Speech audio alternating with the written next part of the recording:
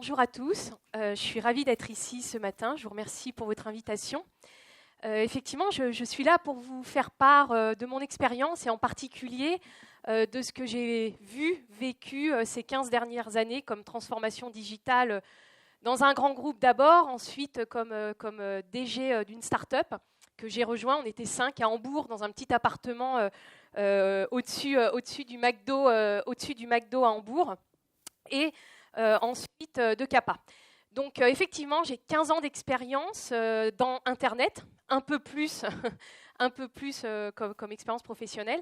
J'ai travaillé 15 ans dans un grand groupe. J'ai fait de la finance et du marketing dans le groupe TF1 chez Bouygues. Et ensuite, le grand virage pour moi, ça a été dans les années 2000, où j'ai pris la direction des services Internet chez Eurosport, qui était la filiale internationale du groupe TF1.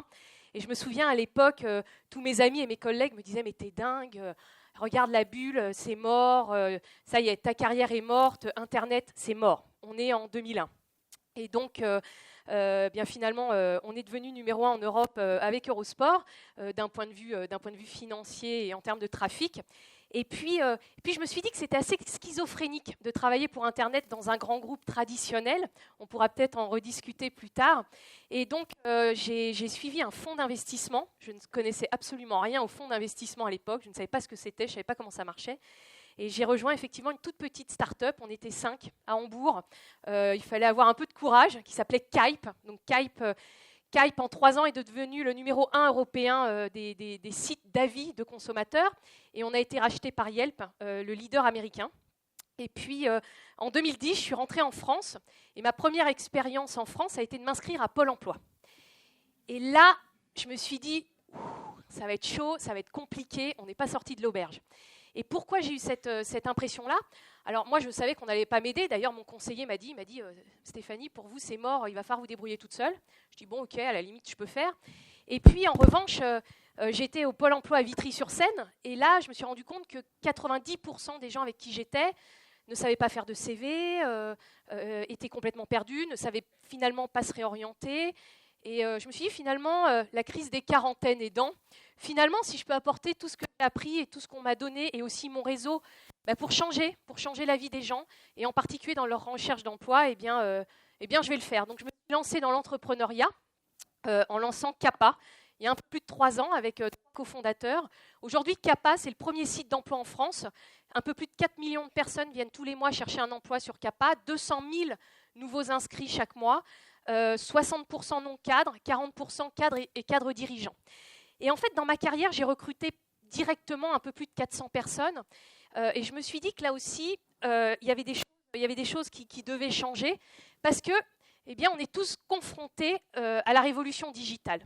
Et c'est ce dont je vais vous parler ce matin. Et en fait, il y a beaucoup d'entreprises, en particulier de grands groupes, qui pensent que finalement, faire sa transformation digitale, c'est un peu comme Apple. Il suffit de faire du storytelling, de dire qu'on est né dans un garage, et finalement, ça va marcher. Il y en a d'autres qui se disent, écoute, on va mettre des baby-foot, on va mettre des hamacs, on va faire un espace un peu Jones, et tu vas voir, la transformation digitale, elle va venir tout de suite. Et puis, il y en a d'autres aussi qui sont allés chez Facebook. J'ai eu la chance d'y aller. L'expérience est impressionnante. Et effectivement, chez Facebook, ce qui m'a frappé au début, c'est bien déjà qu'on peut prendre du poids très rapidement parce qu'on bouffe à n'importe quelle heure, tout est gratuit. Il y a des vitrines avec des boissons. Et puis, il y a des grands murs où, en fait, ils ont collé des plaques de Lego au mur. Ça, en revanche, j'ai trouvé ça super cool. Ils ont collé des sacs de Lego, des plaques de Lego au mur. Il y a des grands sacs de Lego et on met ces petits mots pour ses friends, voilà. Eh bien, malheureusement, tout ça, ça ne suffit pas. Alors, pourquoi ça ne suffit pas et pourquoi, finalement, ça reste de l'anecdotique, même si c'est quand même important de le faire à un certain moment. Ça ne suffit pas parce qu'en fait, on est en train de vivre une énorme révolution. Ça, vous le savez tous. Mais moi, ce qui m'a marqué dans cette révolution, c'est que voilà, on est en train de passer d'une époque où les entreprises, ce qui était important pour elles, c'était une économie de la production et aussi une consommation de masse. Donc, c'était assez facile pour tous les grands groupes en particulier. C'est-à-dire qu'ils étaient... Les grandes entreprises, les grands groupes étaient concentrés sur l'optimisation. Il suffisait d'optimiser pour que ça marche. Et d'ailleurs, c'est à ce moment-là qu'est apparue l'organisation scientifique du travail. On a organisé le travail de façon scientifique parce que finalement, il suffisait d'optimiser pour que tout se passe bien, augmenter les revenus. Et aussi, il y avait un truc qui était très facile, c'est que les entreprises qui maîtrisaient la matière première qui était le pétrole, en fait, se développaient facilement. Donc, on achetait du pétrole, on le transformait et tout fonctionnait super bien. Sauf que, eh bien voilà, on arrive au XXIe siècle, changement de paradigme, et là, l'économie numérique arrive. Et en fait, on n'est plus du tout dans une économie de l'optimisation, on passe dans une économie des rendements croissants. C'est-à-dire qu'aujourd'hui, les entreprises qui réussissent, qui ont les plus belles capitalisations mondiales, eh bien aujourd'hui, elles ont fait une chose qui était très importante, elles ont donné priorité à la croissance, et surtout, elles ne maîtrisent plus la matière première qui est le pétrole, elles maîtrisent une autre matière première qui est celle-ci beaucoup plus complexe, et que nous, dans l'économie numérique, dans les startups, on appelle cette économie de la multitude. C'est-à-dire, on n'a plus accès au pétrole, mais on s'en moque, on a accès à la multitude, c'est-à-dire on a accès directement aux consommateurs. Et ça change vraiment tout. Alors, moi, ce qui m'intéressait ce matin, c'est de vous faire partager mon expérience et de vous montrer en quoi les entreprises numériques, d'un point de vue GRH, eh bien, elles ont changé les choses et qu'est-ce qui marche aujourd'hui et qu'est-ce que peut-être vous, si vous le souhaitez, vous pouvez intégrer dans vos entreprises. La première chose qui est très, très importante, c'est le leadership. Aujourd'hui, toutes les grandes entreprises numériques, mais aussi les toutes petites, elles donnent la vision. Je vous ai mis celle de Mark Zuckerberg, vous connaissez tous, plus d'1 milliard de consommateurs sur Facebook. Voilà sa vision, elle tient en 2 lignes. Sur CAPA, la vision, elle est aussi simple, c'est on va tuer le chômage. Et ça, eh bien, tout d'un coup, il y a toutes les équipes qui sont derrière nous, qui sont derrière les fondateurs, et on devient une seule équipe, et on a un seul objectif, et donc après, ça déroule beaucoup plus facilement. Le deuxième point, ça c'est très important. C'est-à-dire qu'aujourd'hui, on pense aussi que la transformation digitale, comme je vous le disais, moi je vois partout des valeurs des entreprises. Et alors les premières valeurs qu'on voit, c'est on est pour la planète, l'éthique c'est cool. Bon, ça ne veut rien dire. Ça ne veut rien dire. Je ne sais pas si vous connaissez la charte RH de Netflix. Elle est accessible à tout le monde. Vous allez sur SlideShare et vous tapez Netflix HR and Culture. Et en fait, la première chose que dit le patron de Netflix, vous connaissez tous Netflix, la première chose qu'il dit, c'est « no bullshit pour la culture ». Arrêtons d'utiliser des grands mots qui ne veulent rien dire. Personne n'y comprend rien. Il faut rentrer dans le détail. Je vous laisse y aller. Les 2 points sur lesquels il insiste énormément, c'est la responsabilité des gens. Un exemple, chez Netflix, on a réduit de façon considérable les équipes RH en faisant une seule chose. Plus besoin de poser de jours de congé. Chez Netflix, n'importe qui peut partir en congé n'importe quand. Une seule condition, vous avez des objectifs et vous les délivrez. Et aussi, donc, freedom, c'est-à-dire, eh bien, écoutez, vous êtes responsable, vous avez des objectifs et après, vous gérez votre temps comme vous le souhaitez. Encore une fois, la charte, elle fait 124 slides, je crois, et moi, ça m'a vraiment révolutionné ma façon de penser les RH. Troisième point, extrêmement important pour réussir sa transformation digitale, et là, le rôle des DRH est excessivement important, c'est qu'il faut nouer des liens avec les entrepreneurs. C'est-à-dire, nouer des liens, ça veut dire quoi? Ça veut dire qu'il faut soit faire travailler des startups, soit racheter des startups. La société dans le monde qui rachète le plus de startups, c'est Google. Et Google qui a racheté Uber. Uber, tout le monde connaît aujourd'hui. Et donc, encore une fois, même une boîte qui paraît la plus digitale au monde, et bien cette boîte-là, elle rachète des startups toutes les semaines. Pourquoi? Parce qu'elle agrège de l'innovation, elle agrège en permanence des méthodes agiles, et il n'y a pas d'autre façon de le faire. Plein de boîtes ont essayé de faire un incubateur, de nommer, alors j'ai découvert ça, de nommer des innovation gurus, des startup gurus dans les boîtes ou des startup mentors, en disant, voilà, on va nommer une personne dans un grand groupe qui va être chargée de monter des équipes innovantes. Je ne suis pas sûre que ça marche, on verra si le temps me donne raison. En revanche, ça marche. Quatrième point, le travail collaboratif. Alors ça aussi, c'est intéressant. Zappos a été racheté par Amazon pour un peu plus d'1 milliard. Zappos vend des chaussures. C'est le leader mondial de la vente des chaussures. Et en fait, le patron a fait une grosse annonce il y a quelques mois en disant « Eh bien voilà, moi aujourd'hui, je veux pousser à fond le travail collaboratif. » Ça va. Et pour ça, alors là, je vais faire de la provoque, eh bien, je vais supprimer toutes les équipes RH. Pas de DRH, pas de chargé de recrutement, pas de RH chez moi. Je veux que les équipes travaillent ensemble. Je veux une organisation complètement plate. Et donc, ce qui dit aussi pas de RH, dit aussi plus de managers, c'est-à-dire que tout le monde travaille au même niveau. Et ça, en fait, c'est une situation extrême. Honnêtement, il l'a annoncé il y a quelques mois. C'est une mise en place qui est en cours. Je pense que ça va être compliqué cette fois-ci. Je suis moins convaincue, mais on verra là le temps. On a besoin de temps pour comprendre ce que ça donne. Mais en revanche, ce qui est très important dans une boîte digitale, c'est que tout le monde est aligné sur un même objectif et qu'en revanche, loosely coupled, c'est-à-dire qu'on travaille ensemble, on a un objectif, mais à un moment, il faut qu'on délivre. Et pour ça, on arrête la réunionnite en permanence, on délivre sur des rythmes rapides. Et ça aussi, c'est très, très important. 5e point. Alors ça, là aussi, peut-être plus à un niveau COMEX ou CODIR, mais qu'est-ce qu'on fait dans les startups pour que tout le monde travaille bien ensemble et pour que tout le monde soit aligné non seulement sur les objectifs de l'entreprise, mais c'est qu'on aligne aussi tout le monde sur les succès de l'entreprise. C'est-à-dire que dans les startups et dans les entreprises du numérique, eh bien en fait, le capital est en général à moitié détenu par les actionnaires et à moitié détenu par les salariés. Ça change tout parce que vous détenez du capital de la boîte, beaucoup en général, et ça veut dire que concrètement, vous êtes intéressé au succès de la boîte et vous êtes intéressé aux objectifs de la boîte et vous êtes intéressé à la stratégie de la boîte. 2e point, on ne verse pas de dividendes, pratiquement pas. On réinvestit tout pour créer de la croissance, et ça aussi, c'est un point clé. Un autre point clé qui est intéressant dans les startups, c'est que, il y a un très faible écart de salaire. La moyenne des écarts de salaire entre les équipes et le patron, c'est de 3, un coefficient multiplicateur de 3. L'écart maximum, ça c'est une étude qu'on a faite avec France Digital et EY, l'écart maximum est de 7. Donc ça aussi, c'est un point où on aligne les intérêts, on aligne la stratégie, on aligne les succès. Ça, c'est une phrase que j'aime bien. Bon, j'aime beaucoup lire et en particulier, j'aime bien Saint-Exupéry. Mais ça, c'est une phrase qui est intéressante. Je vais vous la lire parce que de toute façon, elle dit tout. Je n'ai pas besoin d'en rajouter.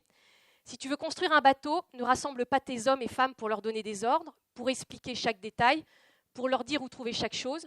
Si tu veux construire un bateau, fais naître dans le cœur de tes hommes et femmes le désir de la mer. Là aussi, vous en déduisez ce que vous voulez, parce que là, je crois que c'est au manager de porter ça et de le recommuniquer à sa façon. Mais ça aussi, ça veut dire quand même concrètement, d'un point de vue GRH, que les managers sont forcés à être de plus en plus transparents et à passer de plus en plus de temps à parler avec leurs équipes pour être sûr que les messages sont clairs. Un dernier petit point, une anecdote. À garder en tête, moi je travaille avec beaucoup d'entreprises, et ce qui m'a choquée quand je suis arrivée en France, c'est les offres d'emploi. Beaucoup de recruteurs disent c'est compliqué de recruter, on n'y arrive pas. Je vais encore vous donner un exemple. J'étais avec le patron d'Algeco Europe il y a quelques jours, qui fonctionne avec des chasseurs, avec des job boards traditionnels, et qui doit recruter des vendeurs. Alors des vendeurs, on pourrait se dire oui, bon, c'est compliqué de recruter un vendeur, oui, sauf que là c'est à Lille, Orléans et Paris. Logiquement, c'est moins compliqué. Et en plus, la moyenne des salaires d'un vendeur chez Algeco, c'est quand même 60 000 € par an. Il n'y a pas beaucoup de salaires aujourd'hui en France qui sont autour de 60 000 € par an. Et bien pourtant, on n'y arrive pas. Et donc, on en a parlé. Et en fait, un point qui revient de façon récurrente, c'est la façon dont les entreprises qui n'ont pas encore terminé leur transformation digitale font leur recrutement. Et alors là, un point qui est intéressant, qui vraiment ressort, c'est la façon dont vous rédigez vos offres d'emploi. Ça, c'est une offre d'emploi d'une boîte qui s'appelle Dropbox. Alors Dropbox, à l'origine, c'était une toute petite boîte. Aujourd'hui, c'est le leader mondial du stockage de données. Et Dropbox, alors malheureusement, pardon, c'est un peu petit, mais Dropbox, en fait, qu'est-ce qu'il explique?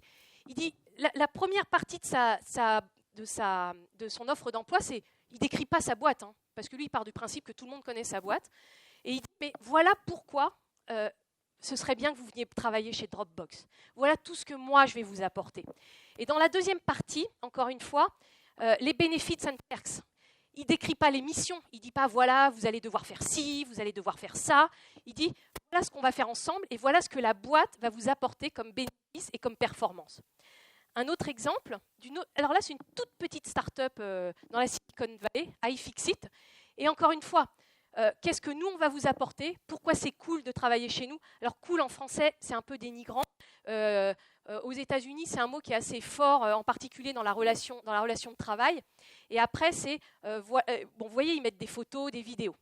Et là, je vous ai mis une offre d'emploi d'un grand groupe bancaire français. Alors, la première chose qu'on voit, c'est un numéro. Voilà, vous serez peut-être le 1060 parmi l'élu du 1061e offre d'emploi. Et voilà votre environnement, comment vous allez travailler, votre rôle, votre profil, votre évolution. Voilà. Donc, à terme, vous aurez acquis une technicité reconnue qui vous permettra, le moment venu, d'évoluer vers de nombreux métiers du groupe. Bon, un peu là aussi, on revient à la culture, c'est un peu bullshit, quoi. Moi, je ne comprends rien et je ne sais pas où ça m'emmène. Donc ça aussi, c'est un point très important à garder en tête. Aujourd'hui, c'est les candidats qui prennent le pouvoir. Les DRH, les chargés de recrutement, n'ont plus le pouvoir. Un autre exemple, à l'école polytechnique aujourd'hui, 50% des étudiants en première année déclarent vouloir être entrepreneurs et les 50 autres % déclarent vouloir travailler soit dans la Silicon Valley, soit pour un GAFA. Ça veut dire qu'on est tous confrontés, y compris moi, à devoir séduire les bons pour qu'ils rejoignent nos entreprises. Et donc, changer la façon dont on écrit une offre d'emploi, dont on communique, eh bien, ça permet d'accueillir des profils, et les bons profils et les meilleurs talents. Mais il faut changer ça. Alors, pour terminer, est-ce que beaucoup d'entre vous ont vu le film Moneyball avec Brad Pitt? Personne? Personne. OK. Bon, si. Cool. Alors, je voulais terminer sur ce film-là. En fait, première suggestion, comme je vous l'ai indiqué dans la présentation, si vous le souhaitez, allez voir la charte HR de Netflix. Ça va vous donner des idées. Elle est accessible à tout le monde et ça va vous permettre de rentrer vraiment dans qu'est-ce qu'une transformation digitale d'un grand groupe. Hein. Netflix, c'est un énorme groupe. Ce n'est pas une petite start-up dans la Silicon Valley. Et puis, une deuxième suggestion, eh bien, regardez ce film Moneyball. Parce que si vous voulez savoir maintenant, là, c'était des idées pour la transformation numérique de votre société. Si vous voulez savoir ce que c'est que la transformation numérique dans le recrutement, ce film vous dit tout. Alors, c'est quoi Moneyball? En fait, Brad Pitt est entraîneur d'une équipe de baseball aux États-Unis. Il a été joueur de baseball et puis finalement, sa carrière s'est interrompue parce qu'il a eu un accident au genou. Et donc, il devient entraîneur d'une équipe et malheureusement, ils perdent des matchs. Et donc, à un moment, eh bien, il n'a plus d'argent et son investisseur lui donne plus d'argent pour acheter les meilleurs. Et dans le baseball, c'est une histoire vraie. Hein. C'est une histoire vraie qui a changé le monde du baseball. Dans le baseball, jusqu'à maintenant, et je suis sûre que c'est la même chose dans beaucoup de vos équipes, dans le baseball ou dans une entreprise, on perd une star. Qu'est-ce qu'on fait? On cherche à remplacer la star par un clone. Donc la même école, qui a peut-être travaillé chez votre concurrent, etc., etc. Sauf que Brad Pitt, au début, il fait ça. C'est-à-dire qu'il perd ses stars, il perd 3 stars, qui faisaient qu'il essayait quand même de gagner quelques matchs. Et donc au début, il essaie de racheter les 3 mêmes stars. Sauf qu'il n'a pas l'argent pour acheter les stars, donc il n'y arrive pas. Et là, il rencontre un petit jeune qui sort, je crois, du MIT ou de Harvard, et qui lui dit, tu sais, finalement, le recrutement, c'est des stats. Là aussi, un peu de push. Le recrutement, c'est des stats. Donc, arrête de vouloir recruter des clones, ça ne marche plus, c'est mort. Et qu'est-ce qu'il décide de faire? En fait, il modélise l'équipe de baseball parfaite avec des statistiques. Et là, en fait, il se dit, OK, j'ai perdu ma star, je ne peux pas en racheter une autre. En revanche, peut-être qu'en remodifiant complètement l'équipe, en utilisant les statistiques pour savoir que tel joueur, qui n'est pas un très bon joueur finalement dans les cotes financières, mais finalement, s'il jouait avec tel autre joueur, on aurait la meilleure équipe. Donc, qu'est-ce qu'ils font à eux deux? En fait, ils achètent des joueurs uniquement sur leurs statistiques. Ils oublient leurs cotes financières et surtout, ils regardent comment ils vont travailler ensemble et comment les statistiques de tel joueur fonctionnent bien avec telle statistique de tel joueur. Donc, finalement, ils reconstituent une équipe. L'équipe a du mal à fonctionner ensemble. Au début, c'est super compliqué. Et en fait, après quelques matchs et après avoir changé d'entraîneur, parce que ça veut dire que c'est une façon différente de penser, l'équipe arrive en finale du championnat de baseball aux États-Unis. Et encore une fois, c'est une histoire vraie. Aujourd'hui, toutes les équipes de baseball aux États-Unis recrutent suivant l'analyse des statistiques. On appelle ça du Samber Stats. Aujourd'hui, c'est ce qu'on fait chez Kappa. C'est-à-dire qu'on est au XXIe siècle. Oui, votre job, c'est de prendre en compte l'humain. Nous, sur Kappa, ce qu'on fait, c'est qu'on analyse les statistiques et les performances des candidats pour les matcher et pour leur trouver le bon match avec la bonne entreprise et la bonne offre d'emploi. Et je suis persuadée que la révolution du XXIe siècle dans le recrutement, cette fois-ci, qui suit de toute façon les points de management qui sont dans la transformation digitale. Eh bien, aujourd'hui, la clé du recrutement, c'est les statistiques, les big data, et la révolution numérique dans le recrutement, elle est là.